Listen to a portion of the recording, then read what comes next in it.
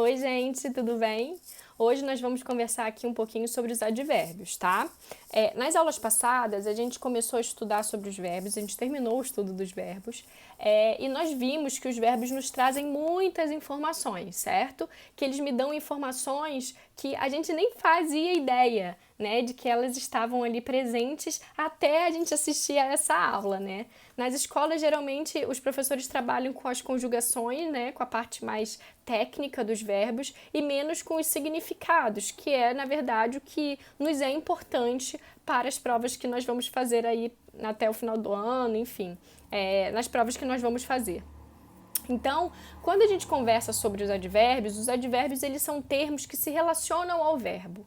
Aqui eu já faço um parágrafo para vocês, um parágrafo diferente. Por quê? Porque eu preciso conversar um pouco com vocês sobre essa ideia de que o advérbio só conversa com o verbo, e não é verdade, tá?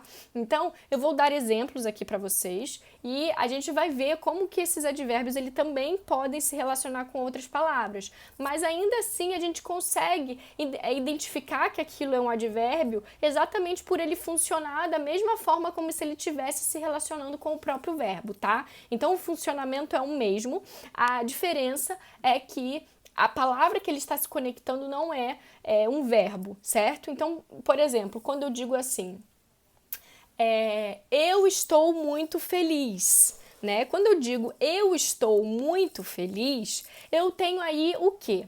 A ideia de feliz, que é um adjetivo, e eu tenho esse muito fazendo a função de intensificar esse adjetivo. Quando eu digo que eu estou muito feliz, vocês realmente acham que eu tenho a necessidade? Eu não estou falando que fica melhor, tá? Eu estou perguntando sobre a necessidade de eu dizer que eu estou muito feliz. Eu não poderia simplesmente, como uma informação básica, falar que eu estou feliz? Então, esse advérbio aí, essa palavra muito, entra aí se relacionando a esse adjetivo como uma informação extra. E que informação extra é essa? É dizer a intensidade da minha felicidade. Eu não estou pouco feliz, eu estou muito feliz. Eu não estou só feliz, eu estou muito feliz, certo? Então, quando a gente tem esse muito, esses advérbios, eles fazem essa função aí de brincar com essas palavras de forma acessória. Os advérbios, eles não têm necessidade de existirem no mundo. A gente coloca esses advérbios aí em funcionamento para ter mais expressividade, para a gente conseguir ser mais exato naquilo que a gente está sentindo, na nossa realidade, certo? Então, os advérbios, eles existem para isso.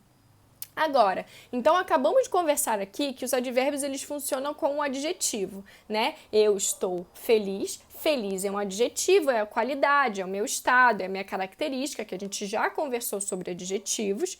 E esse muito vem aí para intensificar a minha felicidade, né? Vem para intensificar o feliz. Então, esse muito, ele é um advérbio, certo? Um advérbio que se relaciona a um adjetivo. Aí você me pergunta, tá bom, Vanessa, eu já entendi que ele funciona com adjetivo, mas funciona com outras coisas também? Também, gente. Ele pode funcionar com o próprio advérbio. Por exemplo, quando eu digo assim, eu dormi mal. Vamos olhar para essa frase. Eu tenho a necessidade de dizer o mal? Em termos de gramática, não estou dizendo que é melhor, que me passe uma informação mais exata, nem nada disso. Em termos de gramática, eu tenho a necessidade de dizer que eu dormi mal, eu preciso desse mal? Ou vocês concordam comigo que a informação básica é que eu dormi? A informação básica é que eu dormi. Esse mal é uma informação que eu adiciono para falar como eu dormi, certo? Então, esse mal sozinho, ele já é um advérbio. Esse advérbio, ele está se relacionando ao verbo. Ele está dizendo o modo como eu dormi, certo? Então, esse daí, ele faz o papel tradicional. E se eu coloco um muito? Eu dormi muito mal. Esse muito tem a necessidade de existir? Não, também é um advérbio, mas ele está se relacionando com quem? Eu estou dizendo que eu dormi muito ou eu estou dizendo sobre a intensidade do mal que eu dormi? A intensidade do mal. Então, quando a gente fala que eu dormi muito mal, eu tenho esse muito, que também é um advérbio, funcionando com outra palavra que também é o advérbio, que é o caso do mal, certo? Então, o advérbio até aqui a gente viu que funciona para 3 coisas diferentes. Ele pode se relacionar com o adjetivo, ele pode se relacionar com outro advérbio e o mais tradicional de todos, que é ele se relacionar com os verbos, certo? Então, o que a gente precisa entender assim dos advérbios é que, em primeira instância, em primeiro passo, a gente consegue perceber que advérbios são informações acessórias. Gente, quando a gente fala de informações acessórias, eu preciso que você entenda que não é algo dispensável, tá? Por exemplo, vamos pensar um brinco, né? Uma menina ou um menino, enfim, a pessoa pode ficar sem brinco? Pode, não tem necessidade de usar. Mas se a gente coloca um brinquinho, não fica uma coisa mais charmosinha? Não fica uma coisa mais completa? Sim, né? Então, o advérbio faz a mesma coisa, gente. O advérbio, ele não precisa estar lá. Mas quando a gente coloca, a gente fica mais charmosinho. O advérbio não precisa estar na frase. Ele não precisa, a frase não precisa dele para sobreviver, para passar um significado. Mas com aquele advérbio, ela fica mais completa, ela fica mais bonitinha, ela me passa mais informações, certo? Então, a gente vai começar a falar aqui sobre as possibilidades das informações que os advérbios podem nos trazer. A primeira possibilidade é ele fazer uma afirmação. Então, eu falo assim, realmente, está muito calor. Quando eu falo está muito calor, esse realmente aí está funcionando como um advérbio. Por quê? Ele precisa existir nessa frase? Não, não precisa. E por que ele está aí? Para eu enfatizar, para eu reafirmar que realmente está calor. Está calor é a minha frase principal. Quando eu digo que realmente está calor, pronto, eu tenho um advérbio aí para reafirmar, para dar mais ênfase, para deixar mais claro que está calor, certo? A gente também pode ter um advérbio de dúvida. O advérbio de dúvida é quando a gente usa o talvez, por exemplo, né? Quando eu falo assim,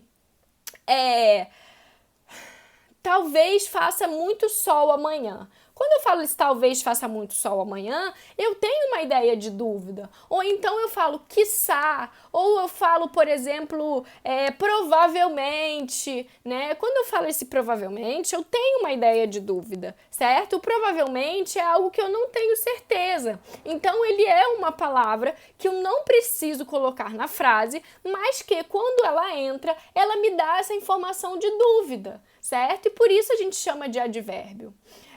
Esse daí provavelmente vai fazer sol amanhã, vai fazer muito calor amanhã, ele está se relacionando com o verbo, é a forma mais tradicional, tá? O advérbio ele também pode dar intensidade, que a gente já falou lá no caso do muito, né? Quando eu falo que eu estou muito feliz. Esse muito aí é intensidade, né? E uma coisa que é muito importante a gente perceber, e aí eu peço para vocês anotarem aí no caderninho de vocês, junto com as outras anotações, é que o advérbio é uma palavra invariável, né? Então, não importa se a minha frase está no singular, se está no plural, se está no feminino, no masculino, não me interessa. O advérbio ele é sempre o mesmo, ele não muda. Então, quando eu falo assim, eu comi muito, esse muito está dando a intensidade do meu verbo comer, certo? Se eu coloco o meu verbo comer no plural, eu falo nós comemos muito. O advérbio nunca vai mudar. O advérbio é uma classe de palavras invariável. Deixa isso aí bem destacado no caderno de vocês, certo?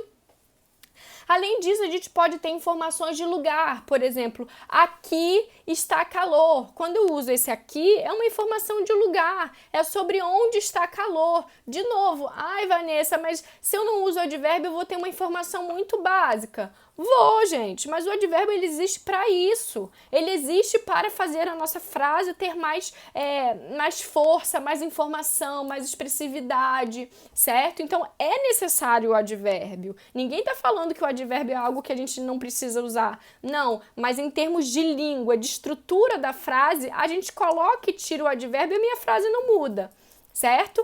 Além disso, a gente pode ter o advérbio de modo. O advérbio de modo normalmente eles terminam em mente, né? Então, o advérbio de modo, ele é aquilo, ele diz como a ação aconteceu. Foi aquele exemplo que eu dei para vocês. Eu dormi mal. Como eu dormi? Mal. Então, esse advérbio de modo aí, ele fala exatamente sobre como a ação acontece. Então, eu posso falar também, por exemplo, rapidamente eu entrei na sala. Eu estou dizendo como eu entrei na sala. Como eu entrei? Rapidamente. Então, esse rapidamente aí é o meu advérbio de modo. De novo, eu preciso dizer o rapidamente? Não, a minha informação básica é que eu entrei, certo? Na sala já é uma informação de lugar e o rapidamente é uma informação de modo.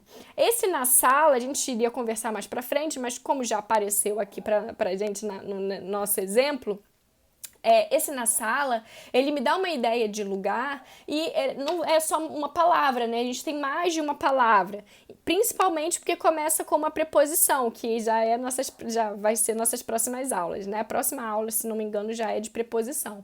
Então, quando eu uso esse em, aí eu tenho uma ideia de que é uma preposição de lugar. Quando a gente tem mais de uma palavra fazendo a função de uma só, a gente chama de... Quem lembra? Quem lembra? Locução. Já que aqui está fazendo a função de um advérbio, a gente chama de uma locução adverbial, certo? Então, é a mesma coisa, tá? Então, esse na sala, a gente tem mais de uma palavrinha aí fazendo a função de uma só, que é falar o lugar onde eu entrei. É uma informação extra, por isso a gente chama de uma locução adverbial de lugar, certo? Quando a gente usa de modo, já é o rapidamente, né? É o como. A gente também tem o advérbio de negação, né? Que é o não. Quando eu digo não quero. O não, ele tem um poder muito grande de modificar o sentido do verbo, né? Ele vai para o oposto. O verbo fala quero e o não transforma aquilo no oposto. Então, esse é o poder do advérbio. O advérbio tem um poder muito grande sobre o verbo, né? Em termos de significado. Quando eu digo também sobre advérbios de tempo, eles são muito importantes. Nós estudamos nas aulas passadas sobre os verbos e nós vimos tanto de significado que os verbos podem nos trazer. E o advérbio, gente, pode modificar esses significados. Então, por favor, muita atenção na hora de fazer a sua prova. Quando a gente diz sobre um tempo verbal na prova. Quando a prova te pergunta sobre tempo verbal, pelo amor de Deus, cancela os advérbios, olha só para o verbo e esquece o resto. Porque o advérbio ele pode ser seu amigo e pode te ajudar, mas ele também pode te lascar. Então, por exemplo, nós vimos nas aulas passadas que o presente do indicativo me indica rotina e hábito, certo? Então, eu falo assim, eu como banana. Quando eu digo eu como banana, eu tenho uma ideia de hábito, de que eu faço isso de forma repetida na minha vida. Quando eu digo eu como banana todos os dias, eu tenho uma informação aí adverbial de tempo, porque eu estou falando quando que eu como essa banana, e ela está confirmando a minha ideia de rotina. Todos os dias é rotina, como é rotina. Legal, advérbio é meu amigo, me ajudou, mas nem sempre. Por exemplo, quando eu falo eu como banana, continuamos com a ideia de rotina, raramente. Quando eu uso esse raramente, lascou, ele acaba com a nossa ideia de rotina. É uma informação de tempo que a gente adiciona ao meu verbo. E aí, se a gente fica pensando na frase como um todo, eu como banana raramente, eu não vou descobrir que tempo verbal é esse do qual eu estou falando. Por quê? Porque eu estou procurando um tempo que fala de rotina, mas a minha frase, a minha sentença não passa informação de rotina. Então, gente, por favor, muita atenção na hora da classificação dos tempos verbais. Vocês precisam olhar para o verbo. Esquece o resto da frase. Esquece o advérbio, certo? Porque principalmente os advérbios de tempo, eles podem lascar com a nossa vida na hora da classificação do tempo verbal, certo? E por último, a gente pode falar sobre as locuções adverbiais. A gente já falou aqui no meio da aula, mas eu vou relembrar aqui para vocês anotarem aí no caderninho de vocês bonitinho, tá? As locuções adverbiais, quem tiver dificuldade em anotar, por favor, pode parar o vídeo e anotar com calma, tá, gente? As locuções adverbiais, elas funcionam assim como todas as locuções que a gente já estudou, né? Então, a gente tem mais de uma palavra fazendo a função de uma só, né? E as locuções adverbiais, elas são mais conhecidas por terem a preposição. Então, antes de começar aquela locução, antes de começar com a informação adverbial, aparece uma preposição. Preposição é assunto para as próximas aulas, a gente já está chegando lá, tá? Mas a gente já tem esse indício aí de que quando a gente tem uma informação com uma preposição antes, abre o olho que provavelmente aquilo é uma locução adverbial, certo? Mas a locução adverbial faz exatamente a mesma função de um advérbio. Ele faz afirmação, negação, tempo, lugar, modo, assim como qualquer outro advérbio, certo? Gente, olha, essas classificações que eu dei aqui para vocês não são classificações absolutas, tá? Elas são classificações que dependem da nossa frase. Para você saber qual é a informação que o advérbio está dando na frase, é só você olhar para a frase, né? O advérbio ele pode me dar informação de muita coisa, né? Então, cada gramática que você pega, você vê que tem uma classificação de advérbios diferentes. E a gente não precisa ficar preso a isso, ficar decorando, nada disso. A gente precisa olhar para a frase, identificar que aquilo é um advérbio, essa é a principal parte, e depois que a gente identifica que aquilo é um advérbio, aí sim a gente vê que informação é essa que ele está nos passando, certo? Gente, então por hoje é só, a gente para aqui nessa parte de advérbios e a gente se vê na próxima, tá bom? Um beijinho e até mais!